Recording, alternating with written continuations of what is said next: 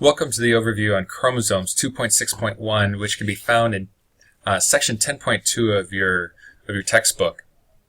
We've talked about DNA and its importance in terms of holding information, but how do new cells get that information, and what do they look like in terms of the life cycle of a cell? And so, even though you've heard of chromosomes before, we need to know exactly what chromosomes are.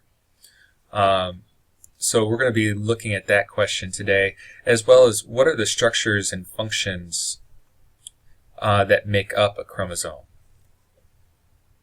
So we're going to look at structures and functions. And throughout this unit, then, how do we get those chromosomes into new cells? Where do those chromosomes come from? Well, chromosomes are going to look different depending on what type of organism we're looking at. In prokaryotics, because they lack a nucleus, the chromosomes are going to be found in the cytoplasm, and they're going to be single and circular.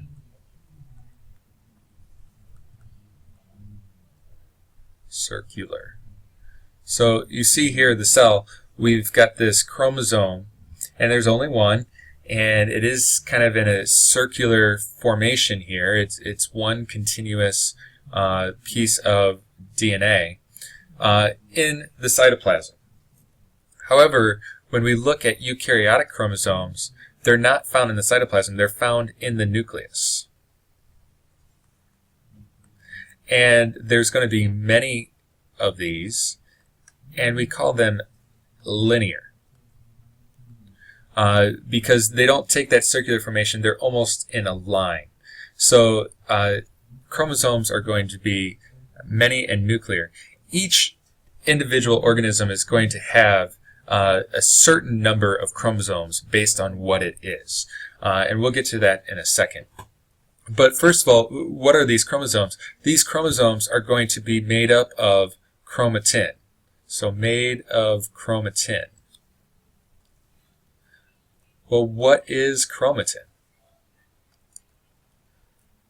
Well, the chromatin is going to be DNA plus these histone proteins. So chromatin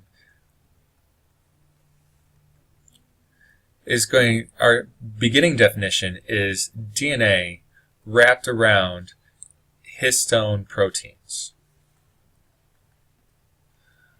And so we're going to wrap this DNA structure that we looked at in the last unit, and we're going to wrap it around our histone proteins. Those histone proteins are going to be in groups of 8, and those groups of 8 are known as nucleosomes. Nucleosomes are 8 histone proteins plus the DNA that's wrapped around them. We're going to take many nucleosomes and we're going to coil and supercoil them up. So chromatin is also coiled and then supercoiled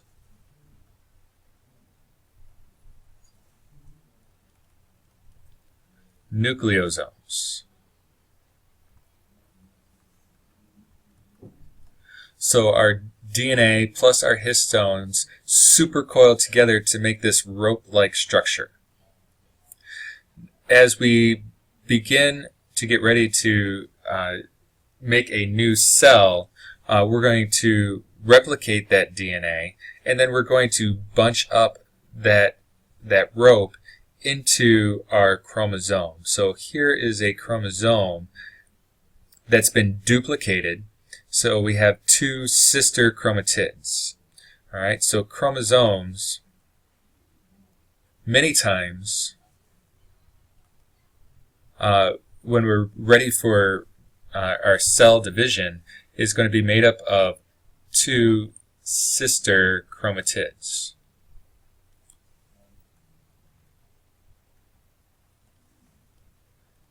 I will say that depending on where we are in the cell cycle, one of these sister chromatids may be called a chromosome.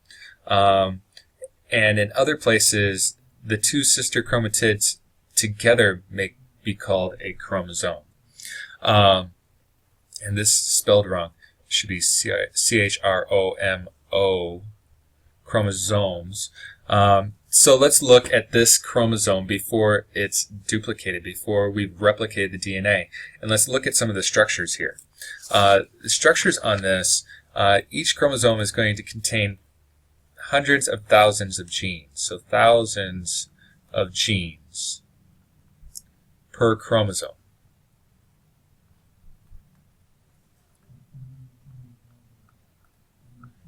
And those genes are going to code for specific proteins that the cell needs.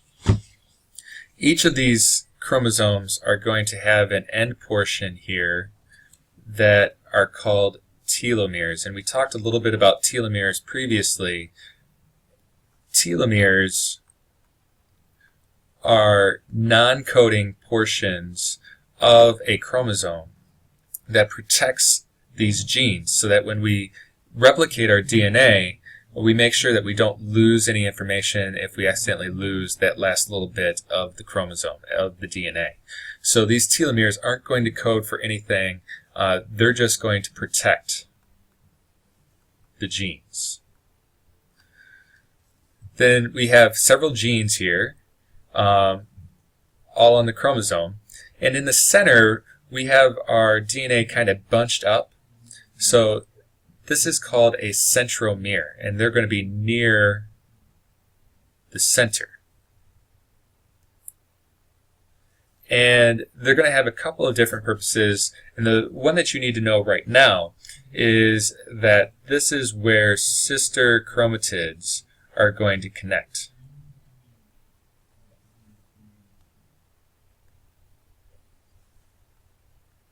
So the centromere is where those sister chromatids are going to connect. Later on, we will also find out some other information about them. Remember that we need to know the process of cell or DNA replication as well. And I've kind of put this down here. And if you want to draw a quick picture, or if you want to go back to the pictures that you already have to remember this process, this will be on the upcoming test. We have helicase, which unwinds. We have single-stranded binding proteins that hold that parental DNA open. Then we have RNA primase, lay down a primer, along with DNA polymerase building our new segment of DNA. So DNA polymerase. Now in this picture, we cannot see the RNA primase making the RNA primer. It would be off the screen here a little bit. Down below, we can see the RNA primers. This strand, though, that's being made continuously is called the leading strand. And we build it 5' to 3'. On the other side of the molecule, as we open it, we're going to lay down a primer and then build DNA. Lay down a primer and build DNA. And that's what part 4 here is saying, is we're making these Okazaki fragments, and all these Okazaki fragments together make up the lagging strand. So we have RNA primase, and we've called this primase.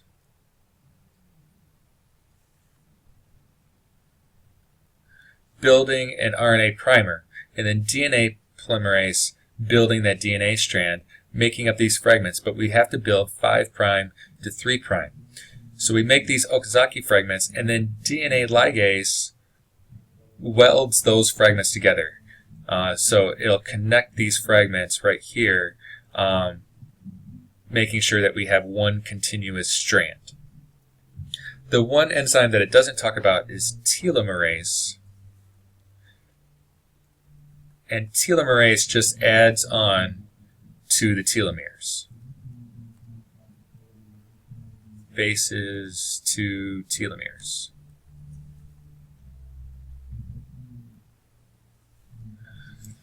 So that's a quick review of DNA replication. Make sure that you know that.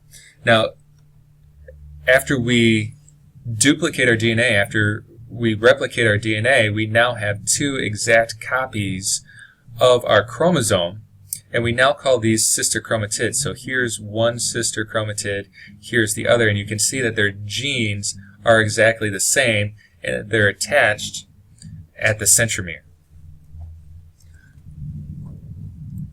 Each organism is going to have 2 copies of each of these chromosomes. So it's going to have 2 copies of each of these chromosomes, one from the mother, one from the father, and we're going to duplicate each of those. We're going to replicate each of those chromosomes. And we can look at these chromosomes in what we call a karyotype.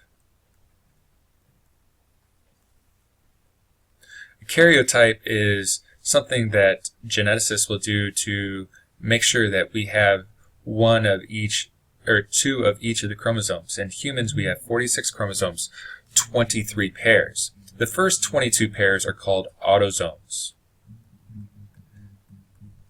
And they are chromosomes that every human being will have.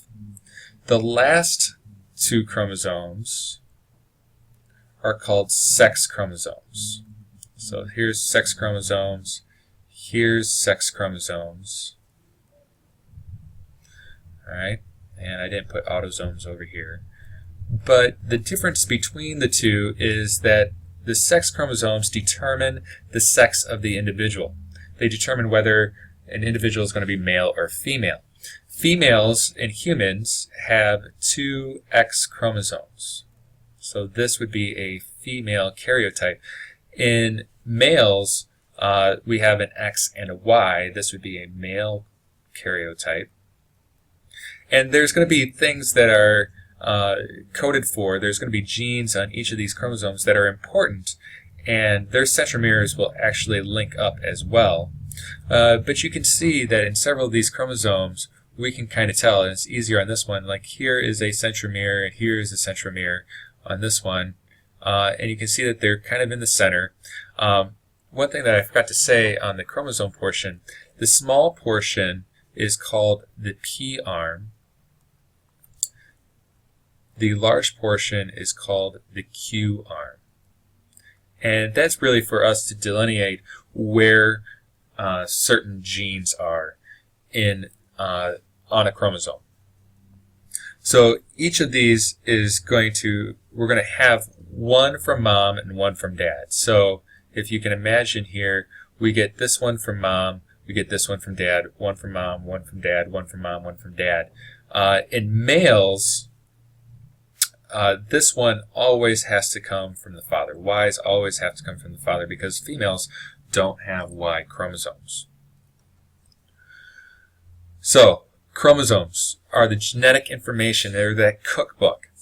Each cell must have the genetic info. Each cell, must have that cookbook.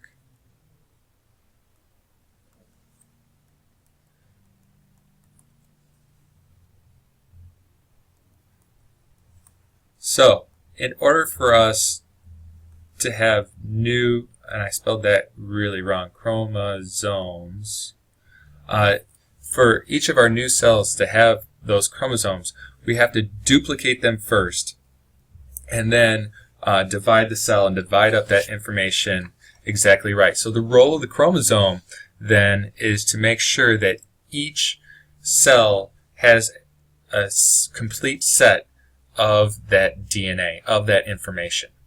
So the role of the chromosomes are not only to hold that information, but to make sure that each new cell has all of that information. That's it for today. I hope everyone had a great spring break, and we'll talk more about this in class as we move along.